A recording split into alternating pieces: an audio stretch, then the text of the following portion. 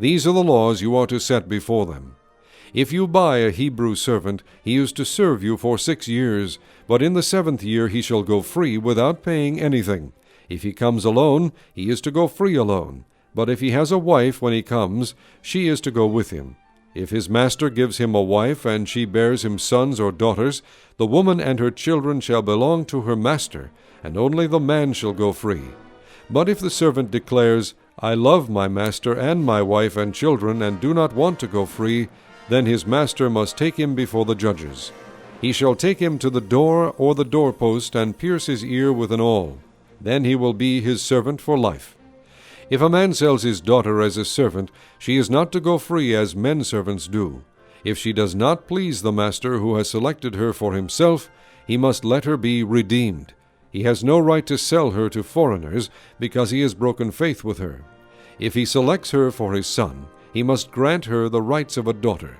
If he marries another woman, he must not deprive the first one of her food, clothing, and marital rights. If he does not provide her with these 3 things, she is to go free without any payment of money. Anyone who strikes a man and kills him shall surely be put to death. However, if he does not do it intentionally, but God lets it happen, he is to flee to a place I will designate. But if a man schemes and kills another man deliberately, take him away from my altar and put him to death. Anyone who attacks his father or his mother must be put to death. Anyone who kidnaps another and either sells him or still has him when he is caught must be put to death. Anyone who curses his father or mother must be put to death. If men quarrel, and one hits the other with a stone or with his fist, and he does not die but is confined to bed, the one who struck the blow will not be held responsible if the other gets up and walks around outside with his staff. However, he must pay the injured man for the loss of his time, and see that he is completely healed. If a man beats his male or female slave with a rod, and the slave dies as a direct result, he must be punished. But he is not to be punished if the slave gets up after a day or 2, since the slave is his property. If men who are fighting hit a pregnant woman and she gives birth prematurely, but there is no serious injury, the offender must be fined whatever the woman's husband demands and the court allows. But if there is serious injury, you are to take life for life, eye for eye, tooth for tooth, hand for hand, foot for foot, burn for burn, wound for wound, bruise for bruise. If a man hits a manservant or maidservant in the eye and destroys it, he must let the servant go free to compensate for the eye. And if he knocks out the tooth of a manservant or maidservant, he must let the servant go free to compensate for the tooth. If a bull gores a man or a woman to death, the bull must be stoned to death, and its meat must not be eaten. But the owner of the bull will not be held responsible. If, however, the bull has had the habit of goring, and the owner has been warned, but has not kept it penned up, and it kills a man or woman, the bull must be stoned, and the owner also must be put to death. However, if payment is demanded of him, he may redeem his life by paying whatever is demanded. This law also applies if the bull gores a son or daughter. If the bull gores a male or female slave, the owner must pay 30 shekels of silver to the master of the slave, and the bull must be stoned. If a man uncovers a pit or digs one and fails to cover it, and an ox or a donkey falls into it, the owner of the pit must pay for the loss. He must pay its owner, and the dead animal will be his. If a man's bull injures the bull of another and it dies, they are to sell the live one and divide both the money and the dead animal equally. However, if it was known that the bull had the habit of goring, yet the owner did not keep it penned up, the owner must pay, animal for animal, and the dead animal will be his. If a man steals an ox or a sheep and slaughters it or sells it, he must pay back 5 head of cattle for the ox and 4 sheep for the sheep. If a thief is caught breaking in and is struck so that he dies, the defender is not guilty of bloodshed, but if it happens after sunrise, he is guilty of bloodshed.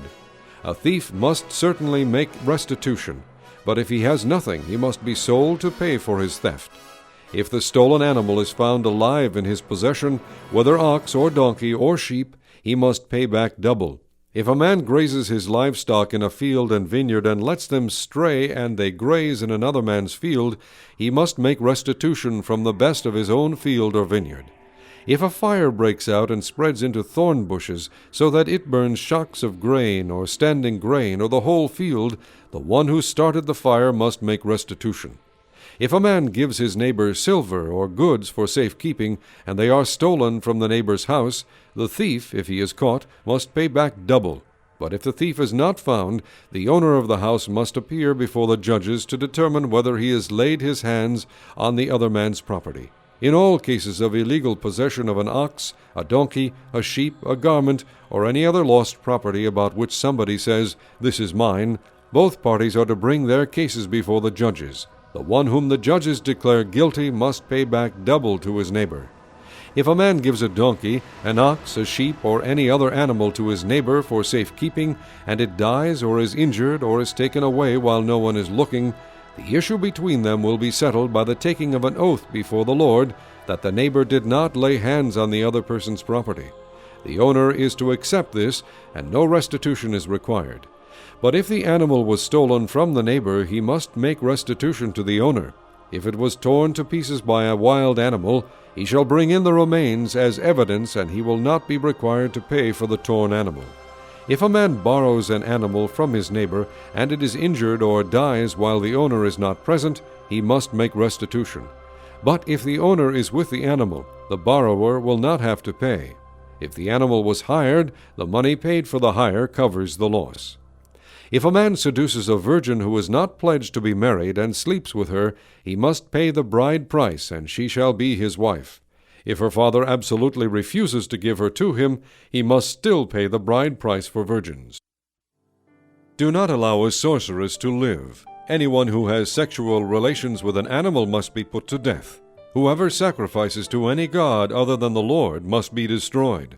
Do not mistreat an alien or oppress him, for you were aliens in Egypt. Do not take advantage of a widow or an orphan. If you do and they cry out to me, I will certainly hear their cry. My anger will be aroused, and I will kill you with the sword. Your wives will become widows, and your children fatherless. If you lend money to one of my people among you who is needy, do not be like a moneylender. Charge him no interest. If you take your neighbor's cloak as a pledge, return it to him by sunset, because his cloak is the only covering he has for his body. What else will he sleep in? When he cries out to me, I will hear, for I am compassionate. Do not blaspheme God or curse the ruler of your people. Do not hold back offerings from your granaries or your vats. You must give me the firstborn of your sons. Do the same with your cattle and your sheep. Let them stay with their mothers for 7 days, but give them to me on the 8th day. You are to be my holy people, so do not eat the meat of an animal torn by wild beasts. Throw it to the dogs. Do not spread false reports. Do not help a wicked man by being a malicious witness. Do not follow the crowd in doing wrong.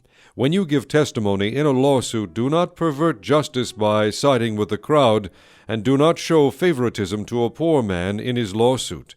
If you come across your enemy's ox or donkey wandering off, be sure to take it back to him. If you see the donkey or someone who hates you fallen down under its load, do not leave it there. Be sure you help him with it. Do not deny justice to your poor people in their lawsuits. Have nothing to do with a false charge, and do not put an innocent or honest person to death, for I will not acquit the guilty. Do not accept a bribe, for a bribe blinds those who see and twists the words of the righteous. Do not oppress an alien. You yourselves know how it feels to be aliens, because you were aliens in Egypt. For 6 years you are to sow your fields and harvest the crops. But during the 7th year let the land lie unplowed and unused. Then the poor among your people may get food from it, and the wild animals may eat what they leave. Do the same with your vineyard and your olive grove. 6 days do your work, but on the 7th day do not work, so that your ox and your donkey may rest, and the slave born in your household, and the alien as well, may be refreshed. Be careful to do everything I have said to you. Do not invoke the names of other gods. Do not let them be heard on your lips. 3 times a year you are to celebrate a festival to me. Celebrate the Feast of Unleavened Bread. For 7 days eat bread made without yeast, as I commanded you. Do this at the appointed time in the month of Abib, for in that month you came out of Egypt. No one is to appear before me empty-handed. Celebrate the Feast of Harvest with the first fruits of the crops you sow in your field. Celebrate the feast of ingathering at the end of the year, when you gather in your crops from the field. 3 times a year all the men are to appear before the sovereign Lord. Do not offer the blood of a sacrifice to me along with anything containing yeast. The fat of my festival offerings must not be kept until morning. Bring the best of the firstfruits of your soil to the house of the Lord your God. Do not cook a young goat in its mother's milk.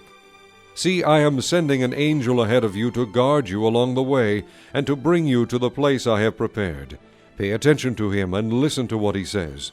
Do not rebel against him. He will not forgive your rebellion, since my name is in him.